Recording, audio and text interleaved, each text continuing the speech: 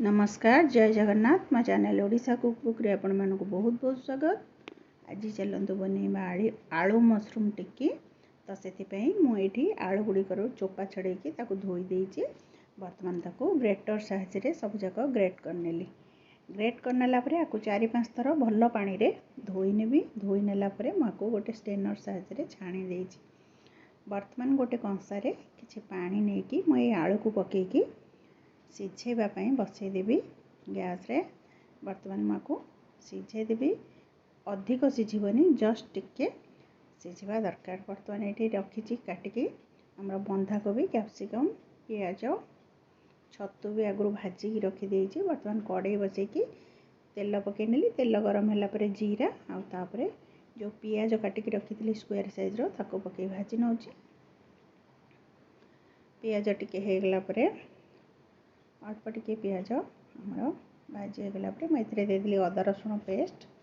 अल्प अदा रसुण पेस्ट ये देती। अदा रसुण पेस्ट देला टिके आम गोले नवा। ये मु पकई नौ आमर कैप्सिकम। कैप्सिकम को स्क्वायर साइज काटी रखी ताको पकईकी भाजी नवा।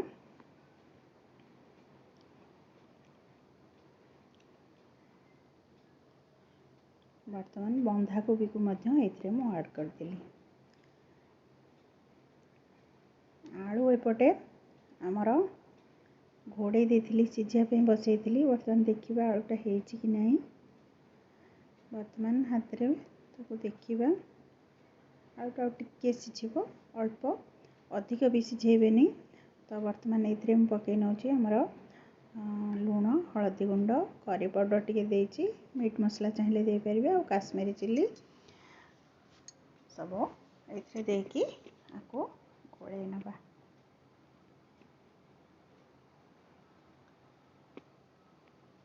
बर्तमान तो घोड़े देची। एपटे आलू भी आमर हो गला।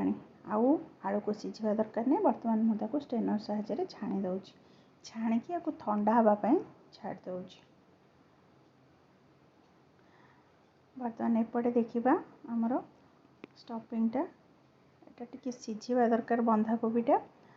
तो बर्तमान ये पकईनेली आमर छतु ताको पकईकी आउे कषि गोले नवा और पुणी ताको घोड़े दबा आउे सिझापी सहित मिसापी। ये बर्तमान मुझे देदेली टमाटो सॉस।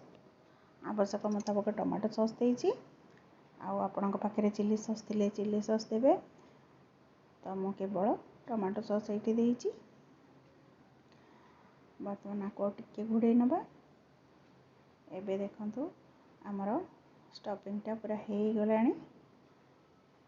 पूरा सुखा सुखा यहाँ करेंगे। तो एपटे आलू ठंडा हो जाए मुझे लुण पकई नौ। आवश्यक मुताबक लुण हलदी गुंड आमर काश्मीरी मिर्च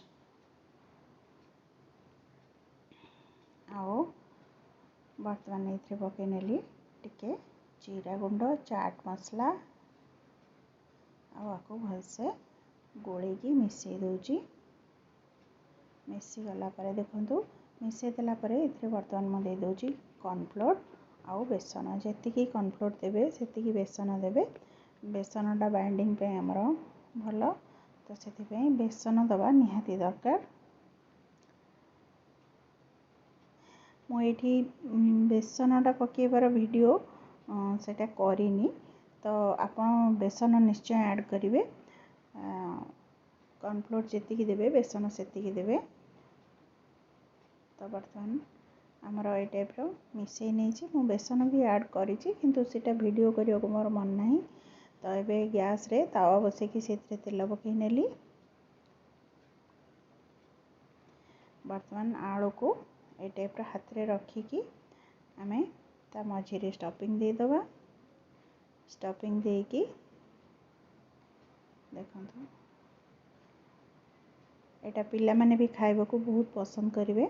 आपण थरे ट्राए करंतु देखिए समस्त को बहुत भल लगे। तो ये टाइप करके आमर तावारे दे नवा। तावारे यहाँ कले भी आदौ खोलबनी ଆଉ ତାୱାରେ ପକେଇଲା ପରେ ଏଗୁଡିକ ସବୁ ଏଇ ଟାଇପ୍ର କରିକି ମୁଁ ତାୱାରେ ପକେଇ ନେଉଛି।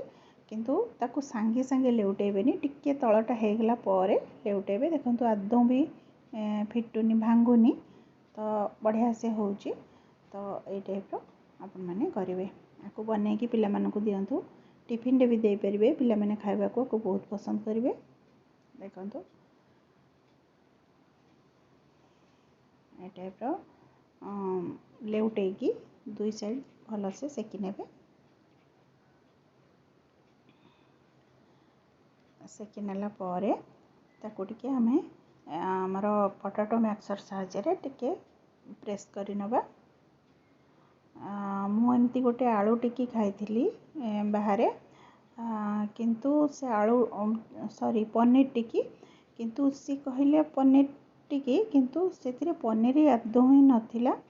ଆଉ ସେଇଟା ସିଝା ଆଳୁରେ ହେଇଥିଲା, ଆଉ ଏତେ ଟେଷ୍ଟ ବି ଲାଗୁନଥିଲା। କିନ୍ତୁ ଆକୁ ଆପଣ ମାନେ ଟ୍ରାଏ କରିବେ, ଦେଖିବେ ବହୁତ ଟେଷ୍ଟି ଲାଗିବ। ଆପଣ ସିଝା ଆଳୁରେ ବି କଲେ ବି ବହୁତ ବଢ଼ିଆ ହେବ। ତେଣୁ ଘରେ ବନେଇକି ଖାଇଲେ ସବୁବେଳେ ପାଇଁ ହେଲ୍ଦି ଆଉ ଟେଷ୍ଟି ରହିବ ଯେକୌଣସି ଜିନିଷ। ତ ଦେଖନ୍ତୁ ଆମର ବନିଗଲା ଆଳୁ ମସରୁମ୍ ଟିକି। ଆକୁ ମୁଁ ପିଆଜ ଆଉ ଟମାଟୋ ସସ୍ ସହିତ ସର୍ଭ କରୁଛି। ଆପଣ ଚାହିଁଲେ ଯେକୌଣସି ଚଟଣି ସହିତ ଆକୁ ଖାଇପାରିବେ। ତ ମୋ ଭିଡ଼ିଓଟି ଆପଣମାନଙ୍କୁ କେମିତି ଲାଗିଲା କମେଣ୍ଟ କରି ନିଶ୍ଚୟ ଜଣାଇବେ। ମୁଁ ଆଜି ପାଇଁ ରହୁଛି। ଜୟ ଜଗନ୍ନାଥ।